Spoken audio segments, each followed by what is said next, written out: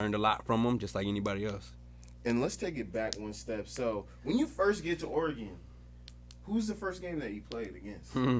Eastern Washington, baby, first game, man. So that was crazy, man. That was definitely crazy. How'd that feel? Because you can't write that. When I think they announced that game so many years earlier, and that's when Oregon's on a tear. You kind of say, ooh, like, I know we're good, but ooh, and then you come, you ball out, blah blah blah, and then all the way to now you going against the fam, literally the family. Like, what was that like? It was crazy, man. It felt like practice. Honestly, it felt like practice because just going against these guys every day for the last 4 years, and it just going against them now, it was just surreal, man. And I hated to have to beat them, and but you know, it is what it is. Yeah. It is what it is, and that was lit. That was fun. There was a lot of energy on that.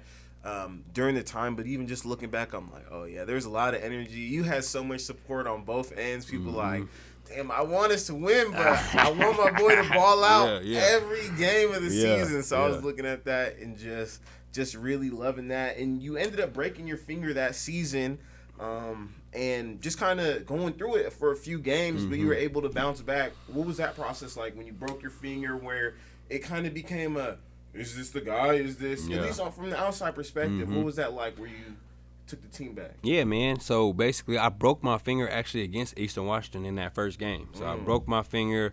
Then the next week we played Michigan State, and you know, Oregon.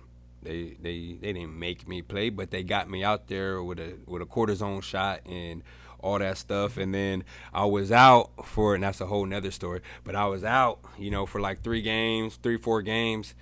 Then I came back, and that's when I really started turning it up. And I came back against UW. You know what I'm saying? I came back against UW, and we won 7 straight. And that's when the fans started really turning over and started being like, oh, this dude he's good. You know what I'm saying? It's just those first couple games, you know, trying to play with a broken finger. And it just – New system. Yeah, new system. And, yeah, honestly, I got to Oregon 1 week late, you know, from fall camp.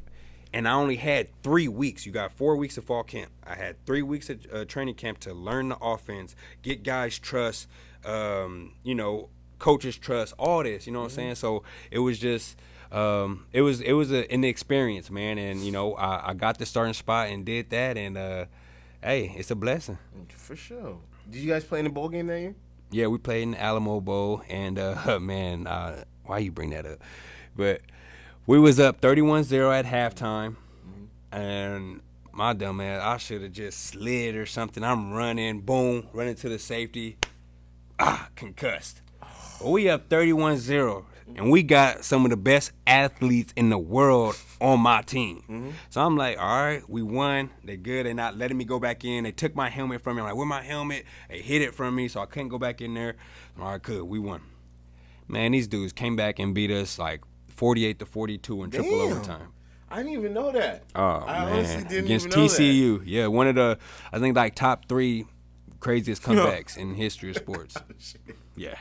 It happens. You've been on so many. You've been in so many crazy games that you got at least catch the fade one time because you done dominated too many people. Listen, I ain't letting that happen. All right, that backup quarterback came in and you know what I'm saying. He's supposed to handle the business. We was up 31-0. I feel you. Come on, man. I feel you.